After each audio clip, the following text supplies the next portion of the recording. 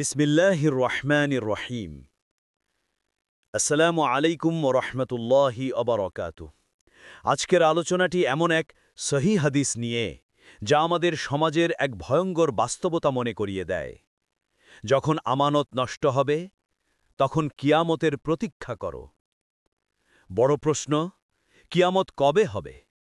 এ প্রশ্নটা শুধু আজ নয়, রাসূলুল্লাহ সাল্লাল্লাহু আলাইহি ওয়াসাল্লামের সময়েও করা হয়েছিল।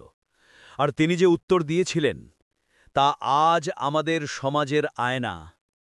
মুহাম্মদ ইবনু সিনান রাহিমাহুল্লাহ এবং ইব্রাহিম ইবনুল মুনজির রাহিমাহুল্লাহ আবু হুরায়রা রাদিয়াল্লাহু আনহু থেকে বর্ণিত, তিনি বলেন, একবার রাসূলুল্লাহ সাল্লাল্লাহু আলাইহি ওয়াসাল্লাম মজলিসে লোকদের সামনে কিছু আলোচনা করছিলেন।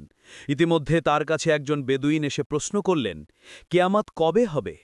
রাসূল সাল্লাল্লাহু আলাইহি ওয়াসাল্লাম তার আলোচনায় রত রইলেন। এতে কেউ কেউ বললেন, লোকটি যা বলেছে তিনি তা শুনেছেন, কিন্তু তার কথা পছন্দ করেননি। আর কেউ কেউ বললেন, বরং তিনি শুনতেই পাননি। রাসূল সাল্লাল্লাহু আলাইহি ওয়াসাল্লাম আলোচনা শেষ করে বললেন, কিয়ামত সম্পর্কে প্রশ্নকারী লোকটি কোথায়? সে বলল, এই যে আমি, ইয়া রাসূলুল্লাহ। তিনি বললেন, যখন আমানত নষ্ট করা হয়, তখন কিয়ামতের প্রতীক্ষা করবে।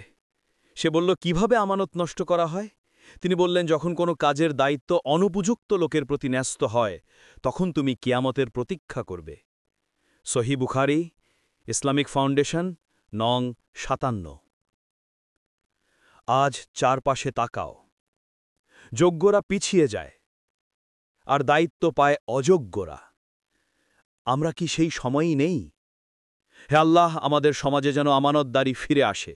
যোগ্যতা ও সততার ভিত্তিতে যেন দায়িত্ব দেওয়া হয়, কেননা আমানত নষ্ট হলে কিয়ামত দূরে নয়। সত্য জানো, সত্য বলো।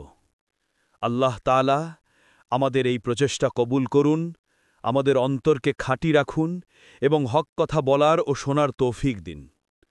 ওয়া আখিরু দাওয়ানা আনিল হামদুলিল্লাহি রাব্বিল আলামিন। আসসালামু আলাইকুম ওয়া রাহমাতুল্লাহি ওয়া বারাকাতুহু।